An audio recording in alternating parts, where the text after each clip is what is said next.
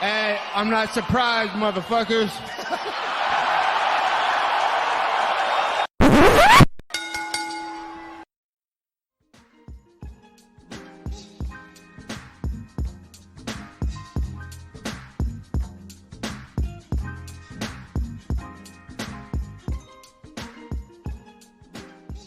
Alrighty, guys. Welcome back to the Courtside Soundoff. I'm Angel Ortega, and he's Nate Beggs. Yes, you heard that right.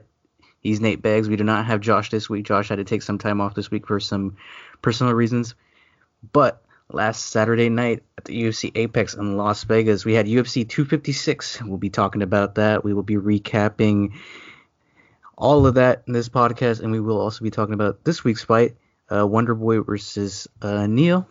And then we will also be talking about some boxing and then some other random stuff littered in there that I also want to talk about that I think will be interesting because this will be a smaller podcast just because we don't have Josh here to talk about football.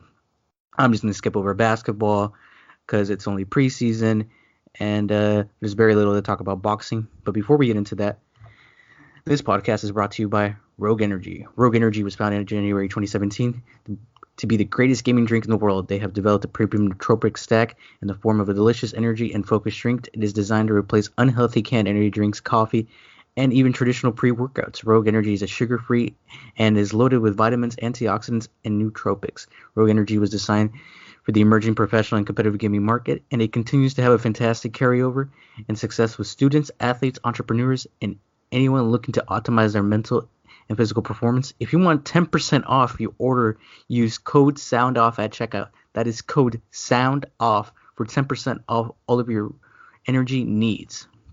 Alrighty. Let's get into it. Nate, do you want to say anything before we start the podcast? Present yourself, say who you are. I'm just really happy to be invited, and I appreciate the opportunity. Alrighty. We've mentioned you a couple times on the podcast as the friend of the podcast, but now you're officially here stepping in for Josh. We appreciate it. It's been a big year for us. We're closing in on 20,000 views on the YouTube channel. Our YouTube has been crushing it with consistent, 100 plus viewerships all across all the platforms. So it was really nice for you to come in and step up. Super clutch. But let's get into it. So last Saturday night at the Apex, we had Deiveson Figueiredo versus Brandon Moreno getting the draw in a 5-round banger. Kind of just break it down. I mean, all around, probably potentially fight of the year up there. Personally, I don't want to get into that now. We leave that for the end of the year awards that me and Josh do. That I don't know if we're going to do this week or the following week, but we will be talking about that at some point in the future. First round, Deiveson comes out, does his thing, looks good. The next following rounds kind of look like they go to Brandon. A couple fouls in there with the eye poke and then the low kick. Point was deducted at that point. And then it seemed like in the fifth round, Brandon didn't step up to the final fifth round and came out and maybe in a fight that he could have maybe won the belt in if he took that fifth round. He slowed down, but ended up still looking really good, making a really good name of himself, and ended up getting the draw, which I was happy with. I didn't see a lot of outrage. I think a lot of people were kind of satisfied. But kind of if mathematically the point isn't taken away, Deiveson ends up actually winning the fight. But there's a lot of people out there who actually think Brandon won the fight with the point deduction. Nate, what did you think? Did you like it? Were you a fan of the draw? Did you have an issue with the draw? Did you have an issue with the point deduction? What are your overall thoughts?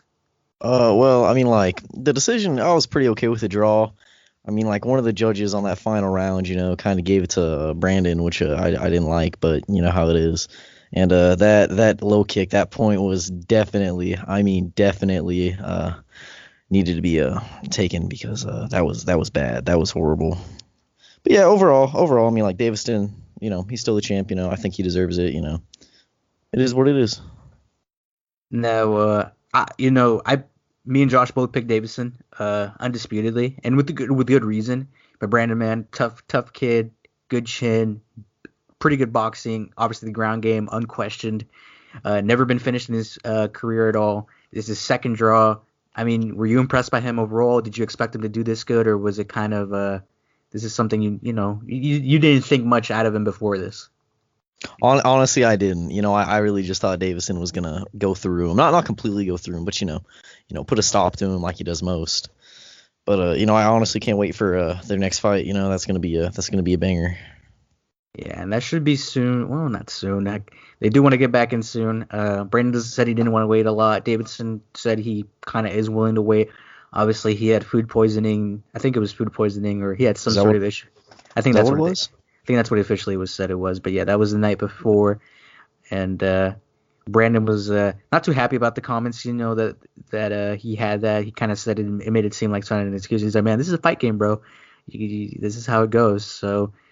He's kind of really excited to get back in there. He's happy, and he just wants to get in there again.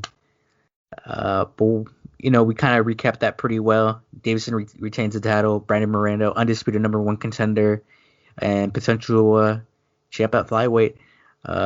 We did see maybe some potential holes in Davison game. Obviously, he's still very powerful. Was able to keep good cardio through the rounds, even in the championship rounds. Maybe in those final rounds, maybe Brandon prepares himself a little better. I don't know if that was his first time doing 5 rounds, but I think it might have been. But to the co-main now, Tony Ferguson versus Charles do Bronx Oliveira. To put it simply, complete masterclass out of Charles Oliveira. I picked Charles Oliveira. I had full faith in him.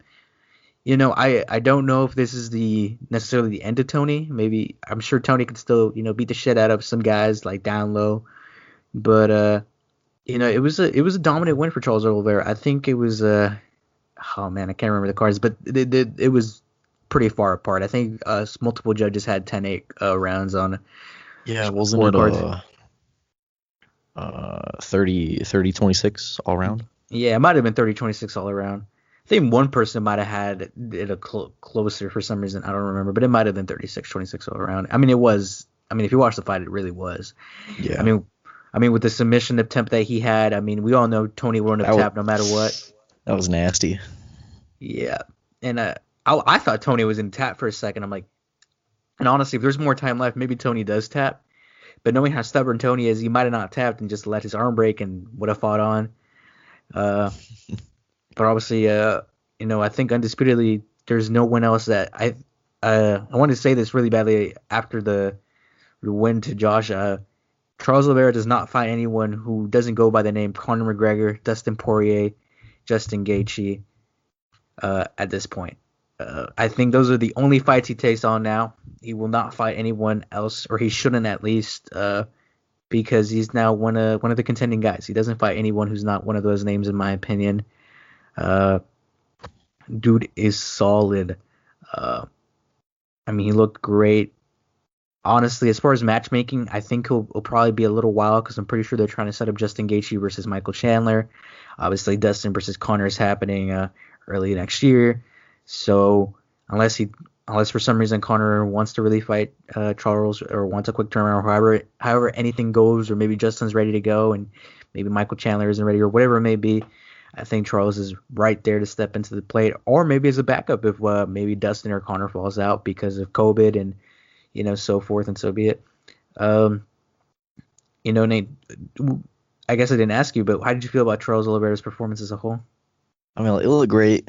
I got a little sadness being a Tony fan, but it is what it is. They all fall eventually.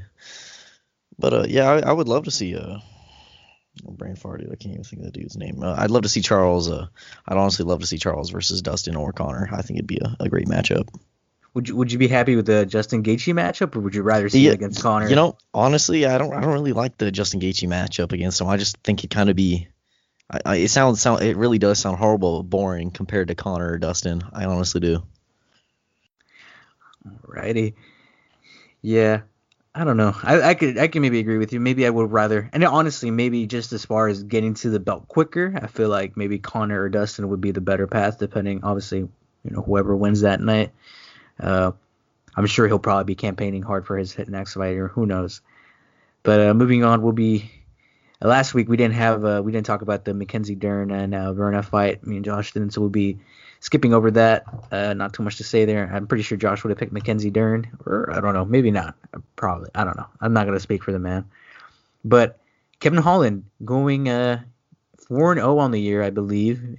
5-0 Angel. 5-0. 5-0. 5-0. 5-0 on the year. He said he wants to go for that 6-0 and 7 or 7-0 next year. He said he did it in. I think he got to that in 6 or 7 months. I think the 5-0. He said it's possible with the whole year. He wants to fight as soon as January. But big KO win over Jacare. First round from the ground and Jacare above him. Clean shot. Obviously, it wasn't a lot that occurred. Jacare did get a couple takedowns on Kevin. I mean, he obviously did his thing.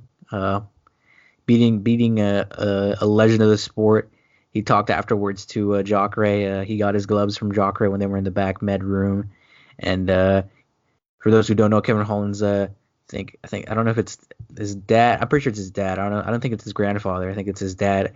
Big boxing fan, big MMA fan, big fan of Jacare. So Jacare was really kind enough to give him his gloves after the fight so he could give them to his pops. Pops was really happy about that. Obviously, Kevin Holland obviously likes Jacare. Fun guy for the division. He's ready to clear out the division if he has to get to that middleweight title. Obviously, with Izzy doing things at light heavy, we don't know the direction that middleweight class is going. So obviously, Kevin said he's just going to do his thing. He I think a few weeks back when Izzy was at the Apex, he kind of snapped a little bit at Izzy. So there's a little, he's setting little leaves there, a little leaving things behind. Big talker, fun guy, good for the UFC. Finisher. The kind of guy that the UFC wants, a guy who could be good on the mic and obviously prove it in the octagon. As far as his performance, Nate, obviously it wasn't a long fight, but what'd you think? It was great, but like you said, he wants to get 5 more fights, 5 more wins in the same calendar year. Like, it's pretty impressive he did that, with this type of year and all the fights that could have got called off. But I think now fighting all top 10 opponents, I honestly don't think he could win all 5 fights, or even have all 5 fights happen. Honestly, with how how the year will probably turn out. Yeah, that's probably the big issue now that now that he is ranked higher in the middleweight class, getting those 5 or 6 or 7, he said that he would want to break his record and go beyond. Would be a big deal to him. But we'll see how that goes. Obviously, good performance there. As far as matchmaking, I'm not sure who I want to see. He called out Derek Brunson, and apparently he doesn't. I don't know. Him and Derek Brunson have like a weird relationship, or he has a weird thing. He doesn't like really mess with Derek Brunson, but Derek Brunson tries to mess with him, like as they were friends. But he doesn't like. I've seen that. It's a weird thing. He talked about it on the Area Hawaii and DC podcast. They had an interview on there.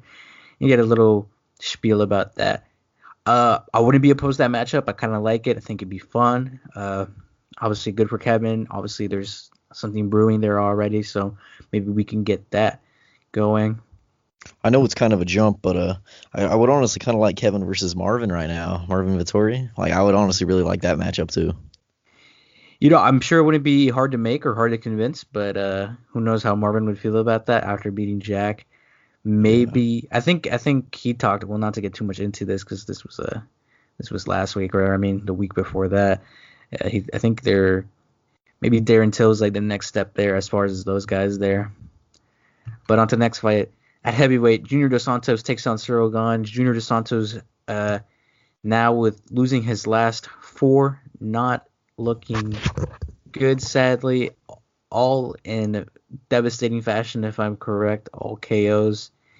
Yep, all KOs in the first or second round, coming at hands of all really. Outside of Cyril Gane, who probably won't be far from being, a top 5 or top 10 heavyweight, or he might already be there. Losing to Ngannou, Curtis Blades, Ursino Rosenstruik, and obviously now Cyril Gane. Obviously Ngannou, undisputed number 1 contender. Curtis Blades trying to become, the person right behind him, and obviously Ursino, top 5, I think is where he's lingering at right now, heavyweight. With all the cuts coming to the UFC, we might see JDS out of the UFC.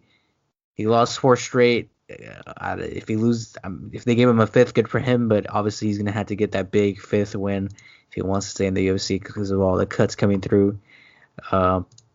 Kind of sad to see because we know, obviously, Dana's on the chopping block with everybody. But we're not going to focus too much on that. Suragon, big victory for him, 7-0, making his big splash. Obviously, coming up the rankings now.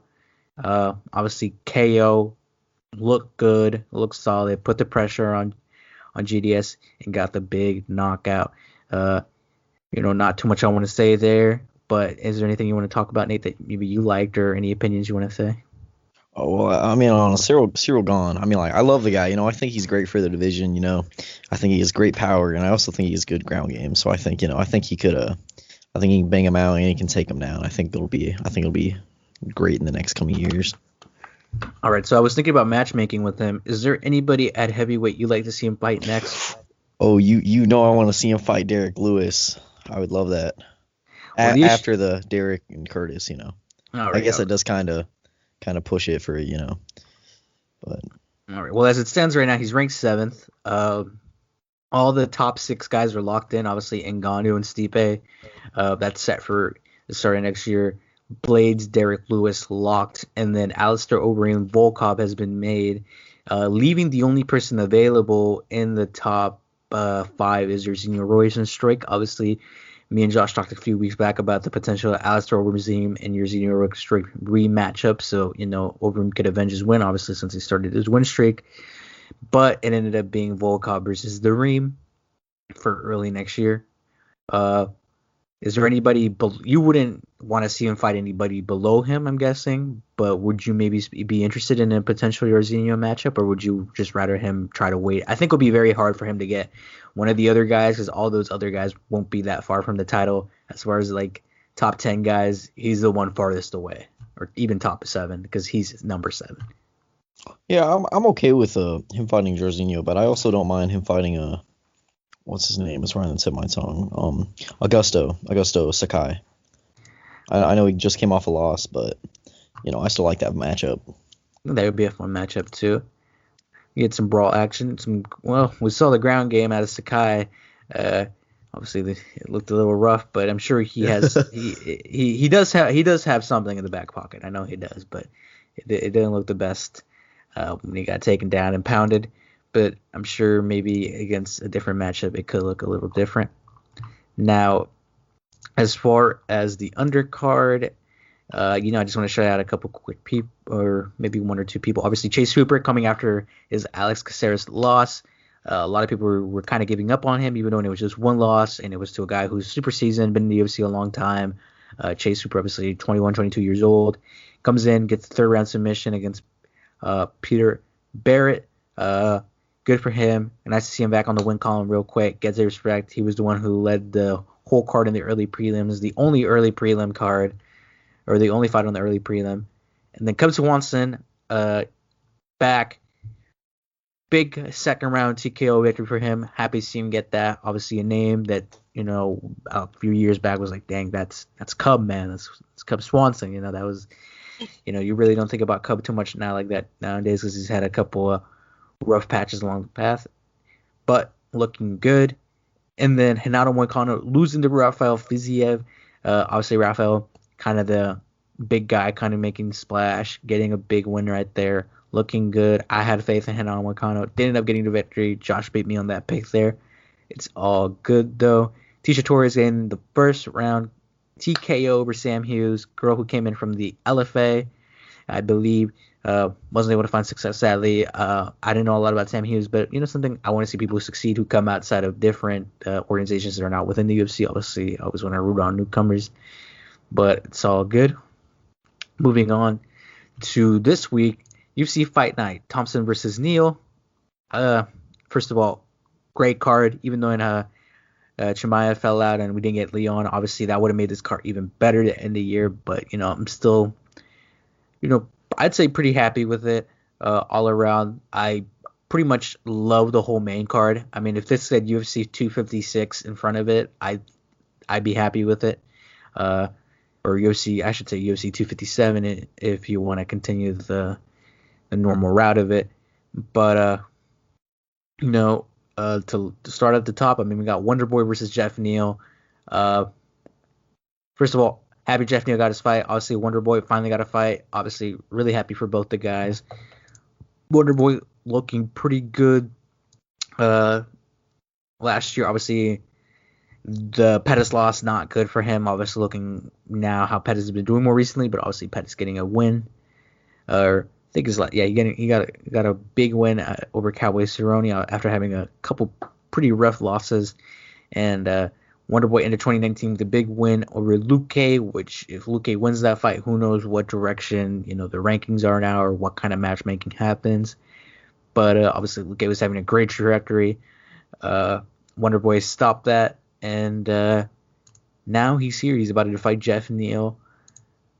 And man, as far as matchmaking, I like it. Jeff Neal, obviously, last time out, we saw him almost exactly a year ago now, a year and 4 days against Mike Perry, getting the big first-round KO win.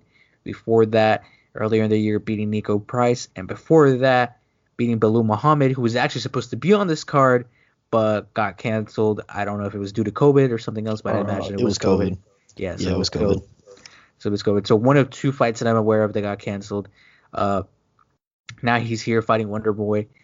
Dude has some hands. Obviously, nicknamed Hands of Steel for a reason. He's fighting Wonder Boy. First of all, tough matchup. Wonder Boy is a tough matchup for anybody. Jeff Neal, obviously heavy hands, look good on the feet.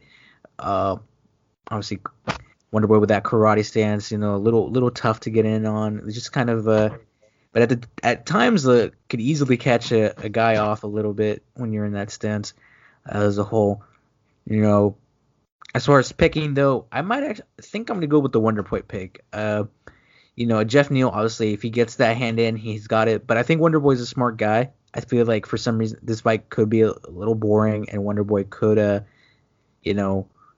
fight very, very safe, very precautious, because with the kind of style he has, he could do it. Obviously, it's not that I don't think Jeff Neal couldn't win the fight. I could see Jeff Neal easily winning the fight. But for some reason, I have a gut feeling that for some reason Wonder Boy is going to edge it out and win it.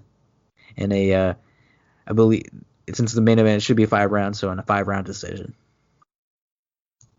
Okay, well, I was kind of actually going the complete opposite way. I was kind of thinking Neal would win by decision. I don't think either are going to knock each other out. I think it's going to be like I honestly don't think it's going to be that entertaining of a fight. I hope I'm wrong. I just think it's going to be kind of slow, and they're just going to pick each other apart. But I think Neal's going to come out ahead. Alrighty. And to co-main at bantamweight, we have Jose Waldo versus Marlon Chito Vera. Obviously, Marlon Vera getting the big win earlier this year over Sean O'Malley, looking great doing it. Obviously, the fight happened where Sean got injured and had some difficulty. But nevertheless, obviously, Marlon Vera got the win. Obviously, before this, he had a couple fights that you could have made arguments for that he won or probably did win, or however you want to word it. But, now it's time for him to get, to show up. He has to get through Jose Aldo, who honestly, in this last fight, didn't look great, but didn't look bad in some in some of the rounds. Looked kind of gave little flashes. Like, Aldo isn't fully gone, but he could beat a guy who is kind of, Fading. I'm trying to find the way to word it, but still trying to build his way up and has to get through that one guy who's been through it a bit. And Aldo is that guy. Aldo's that big win right now. Everybody fights that vet before they get to the belt. Obviously, Izzy did it with Anderson. He's not the only one, but there's a number of guys who've done it, and I don't need to name them all, but that's just the most recent one I can think of. Aldo has a really good chance here. I don't want to set Aldo out because obviously in that Petr Yan fight, he had little moments where he looked good. And honestly, he hasn't looked in some of his last fight. I didn't think he looked. I think in the last two hasn't looked completely gone. I have faith in him. I think he could catch Marlon off guard. Obviously, Marlon, he can't have these. He needs to win this fight decisively because obviously when it's gone to the cards and he's arguably won, he hasn't gotten it. And obviously he's not gonna just because he it looks like he won doesn't mean he won it. Obviously he has to convince those 3 judges that night so he needs to do that decisively. I'm going to pick Marlon Vera here. I want to have hope that he can pull it out, obviously, just so he can make his way through the rankings. And obviously, this fight's in bantamweight, not featherweight, where he has fought. Best of luck to him. This is a tough fight. This will prove if Marlon Vera can get to that next level and kind of surpass and get to that higher echelon of fights and put himself in a position to be contending for the title and maybe get a Corey Sandhagen or whoever afterwards, or depending how the Aljamain and Petr Yan fight goes, whenever that happens, maybe fight one of those guys, whoever loses or whatever may happen. But yeah, I'm picking Marlon Vera. Nate, who do you have? I'm also going to agree with Marlon Vera, but on the subject of Jose, when you say Jose has those little spurts, the only spurts that I see out of him are like round 1. I think he looks great in round 1 and at the start of round 2, and I think he kind of fades off. I don't know if you agree with me on that, but Marlon Vera, yeah, I'd have to go with Marlon Vera. I think Marlon Vera might actually knock him out. He might actually knock him out like round 2, round 3. I don't think round 1 because I think Jose does bring it in round 1, but yeah, Marlon Vera. Alrighty. Well, last time out that Jose Aldo did get knocked out was 2017, or it was a KO, TKO, I can't remember, but it was both Max Holloway fights, so we'll get to see his durability and how it puts up against Marlon Vera, because Marlon Vera does have some good power. Usually we don't highlight the whole card when it's a fight night, but we have to for this one. I mean, this is a great card. Or actually, we'll just highlight some of the fights that I really want to talk about. So, Michelle Pereira versus Chaos Williams. First of all, great matchmaking here. Chaos Williams, obviously, we don't need to say anything about him. Michelle Pereira, showman to the max. Obviously, all the spinning shit. We love it here. We love spinning shit at the Courtside Soundoff podcast. Yes. We love the spinning shit. And also him with the Stockton slaps in his last fight, absolutely disrespecting his opponent. I don't know if people would do that against Chaos Williams and how his chin will hold up against Chaos Williams. But I have a lot of faith in Michelle. Michelle, honestly, is actually a good fighter when he's not distracted and doing a lot of dumb stuff. Or I shouldn't say dumb, but maybe unnecessary acrobatics or unnecessary things. But when he's not, and he's just doing his thing, he can box. He has good stand up. He has a ground game too. We saw it in that last fight that he has some weapons down there, and obviously some solid kickboxing too all around. Like, the guy can actually fight. It's just that obviously because of his personality and kind of the way he does things, he doesn't seem like it. I think a lot of people could doubt him when they go into a fight with him. Obviously, I don't know about what Chaos is thinking. I don't want to say anything what his mentality is going into the fight.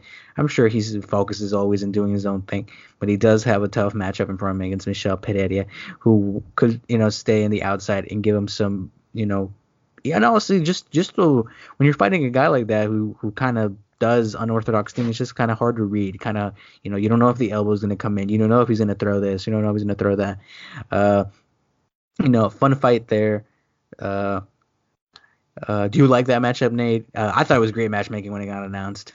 Beautiful. It is beautiful. It's gonna be a banger. I think that might be a fight of the night, honestly. A good hit. That does have potential fight of the night right there. Marlon Moraes always coming back against Rob Funt. And then at heavyweight, Marcin Tybura versus the boy Greg Hardy, friend of the podcast, as I always joke. Not actually, but would love to have him on the podcast to talk to him sometime. I would love to have any of these fighters on the podcast and talk to them sometime. Good matchmaking there. Tough fight for Greg Hardy. Obviously, Marcin Tybura, a good fighter in his own right. I have a lot of faith in Greg Hardy. I think he could pull it off. Obviously, this will be his big moment. Obviously, he had it against Volkov, but I thought Volkov was more of a learning experience for him when it did happen. Obviously, he went the distance with him, didn't get knocked out, didn't get submitted or anything. So that was good. I think he did learn from that. He did come in a little heavy in his last fight, so I think it would be a little important for him to kind of find that balance of how to stay big but stay not small, but find that perfect balance where he's able to be very mobile and have good cardio, through the 3 rounds. And obviously hopefully when he does get to those main events and those championship fights, able to last through all 5 rounds if needed. Also great matchmaking there. Now in the preliminaries, we have Anthony Showtime Pettis coming back against Alex Morono. He has gone and talked to a sports psychologist, I think is the name of it. Very eye-opening to him. Once again, I listened to him talk about this on a podcast. Big thing for him. He said he kind of didn't want to do it initially, but matured and took the step to do it, and it has made him grow a lot. I think he said as a person, as a fighter, and he recommends a lot of young fighters to do the same thing and go out there because the UFC has this thing that they can offer them and obviously use it. He said his mentality's kind of changed. He's a little bit more just kind of good with the stuff, kind of more upbeat, happy. You know, something they asked him was, were you kind of upset when you got the Alex Morono fight? And he said not. He said he wasn't. But I'm sure maybe he's not fully satisfied. Obviously, I don't want to speak for Showtime.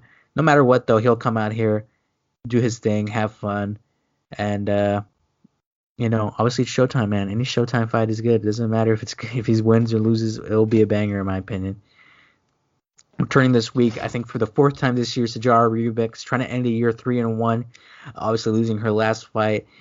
She started her career very well, getting 2 big wins over Lauren Murphy, Roxanne Manaferi. Obviously Roxanne, fan favorite. Lauren Murphy, obviously on a crazy win streak right now, trying to get that title shot. But all around, good card to end the year off. I'm happy. Obviously, the card would have been even better with Hosma and Leon Edwards, but that's just how things go. All around satisfied with the card. That's kind of where it sits at. As far as going forward, I wanted to talk about this a little quickly here. So, I don't know if it was last week or the week before, me and Josh had breaking news live on the podcast that Yoel Romero had signed with Bellator and or hadn't signed with Bellator, had been released from the UFC and has now signed with Bellator. Once again, listen to a podcast. This is how I get all my information. I only listen to podcasts. And Yoel came out, had an interview with Ariel, kind of talked about, getting released and had a very long conversation with Ariel about it, gave a 20-something minute answer to a question that Ariel gave him. Obviously, I don't know if it was, I can't even remember the day now, but obviously also Anthony Rumble Johnson being signed to Bellator as well. Nate, how do you feel about Bellator? I think I asked Josh this already, but I'm going to ask you. How do you feel about you all signing with Bellator? Are you happy with that? Would you rather see him with LFA, PFL, or, whatever, or 1FC, or maybe even bare knuckle fighting? Oh, I never even thought about bare knuckle fighting, Yoel. That would be it right there. But I think Bellator is good for him. The B League. It is what it is. I think Yoel's gonna do pretty good there. At least get a couple wins. I might have read this wrong, but I think he might have potentially signed as a light heavyweight, which spurred some rumors of a potential Yoel versus Rumble fight. Obviously, I don't know if it'd be as soon as it happens, as soon as they both get there. But would you maybe be interested in a Yoel or Yoel and Rumble matchup? Obviously, the light heavyweight division in Bellator is, I think, really well rounded with a lot of good names in there. What's the height difference on that? Like, honestly, I'm just curious now. Like, between Yoel and a Rumble. I mean, I could pull it up real quick and find out. Like I like that. That'd be nice. So according to Google, Yoel is 6 foot on the dot, and then Anthony Rumble Johnson stands at 6'2", so only 2-inch difference. Yep. Man, it feels like Yoel's a dwarf. No hate, but it just feels like he's a little compact guy. He's just compact. He's a little, he's built high up top. But stocky. That's amazing, man. He did say that he was surprised about being released. I was surprised about him being released. He's 43 right now. He's going to turn 44 next year. Obviously, the guy is not getting any younger, but he's not getting knocked out. Man, as a whole, it's kind of, like I said, I already talked about it a little bit. A little sad to see him go, but just want to talk about that a little bit. And then last week, we're kind of recapping everything. Anthony Joshua getting the A KO win over Pulev. Not too much to say there. I had a lot of faith in Pulev. I thought he'd do better. Josh didn't, but that's just how it goes, man. And this Saturday we have some good boxing. We have Canelo versus Callum Smith, big boxing match. Super excited for that at super middleweight, I believe. All around, man, super excited for that. Finally, boxing has another big fight on the year. As a whole, super excited for that. Obviously, Callum Smith, well-rounded guy. This is probably his biggest fight and biggest stage in his the biggest stage he'll be fighting on in his whole career. Really big moment for him. Obviously, Canelo, just trying to get another accolade added to all his other accolades. Obviously, the 4-time or 4 different weight champ or whatever it is that's up at this point is taking on Callum Smith. Obviously, Canelo, not too much we need to say for him. Obviously, multiple-time champ, beat multiple great guys. Good chin, good punching, good hits to the body, great ring IQ, great movement, great head movement. You know him. Callum Smith, long guy, had a solid amateur background. He can possess some dangers too. Obviously, a lot of people are writing on Callum. Callum's the champ, man. Callum's the champ for a reason. Obviously, he's fighting Canelo for a reason. But obviously, we don't want to doubt Canelo. And every time we've doubted Canelo, Canelo's proved us wrong. The only time we've been wrong was in the Floyd fight, and that was so many years ago. Obviously, the Canelo we have now is not the Canelo we had back then. I don't have Josh here to really ask him his picks, so I'm not going to pick for Josh, and I'm not going to pick either just because we don't have him here this weekend. But good boxing match all around. Super excited for that. Obviously, I'm going to convince Nate, or I'm sure me and Nate will watch that at some point, and we'll talk about it. I'll try to get him to watch it. I try to keep Nate up to date on all things related to boxing. But super excited for that. But onto some other kind of boxing news.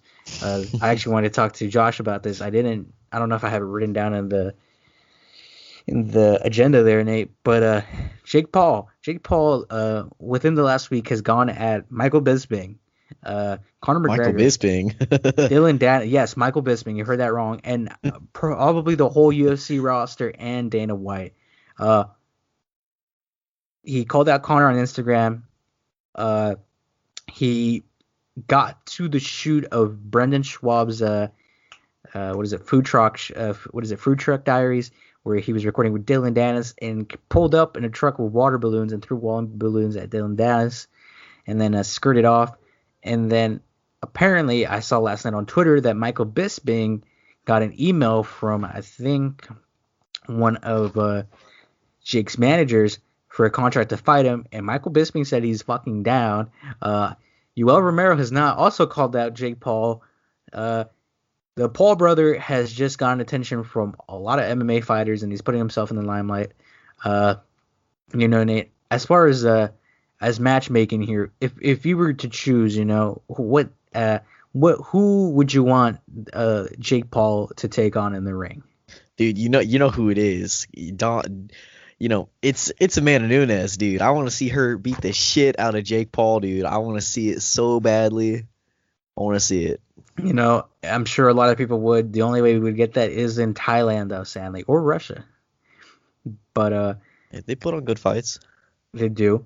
As far as if I had to pick one, I'd probably have to pick maybe the Dillion Danis one. I feel like that one makes the most sense. I feel like Conor, he actually, funny enough, he talked about this on the Impulso podcast with his brother Logan, and he's like, he said, give me 3 years. Give me 3 years, and I'd be ready to take that on. I think is what he said, or 32 months or 33 or whatever it is. He gave him more of an exact number, or 2 years and a half or whatever it is. But he gave him an exact amount of months that he'd be ready to take on the Conor fight.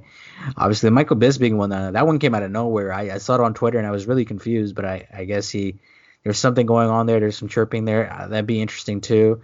Obviously, the Soldier of God, he came out of nowhere and just spoke for his own and said, Jake, what's up, man? I forgot what the exact tweet or Instagram post was, but he did say something. I hope Jake does not take that. I hope he does not take that.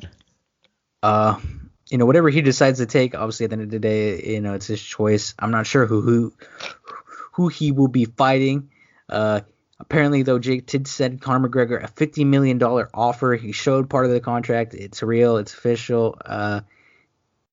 he's trying to get the big money fights now. He's tired of all these small money fights. He's called out everybody that you can. He didn't call out KSI, and I don't think he did call KSI out when he beat Nate Robinson, but he does have that as. I think he's still open to that as a potential matchup. Interesting stuff coming out of the Paul brother. I don't want to talk too much about that because there's nothing official. There's nothing. There were just a lot of rumors, just a lot of chirping, just a lot of interesting stuff going on with him.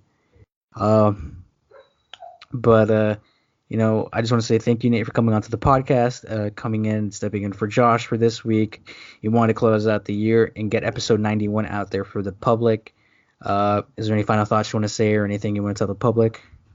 I just want to appreciate again that you and Joff let me come on the podcast. I just appreciate it. Thank you. Alrighty. Well, thank you as always, guys. Please check it out on all platforms. We're super excited. Please like and subscribe. We're trying to get to 20,000 views to end the year. And so peace and butt grease. Mouse click.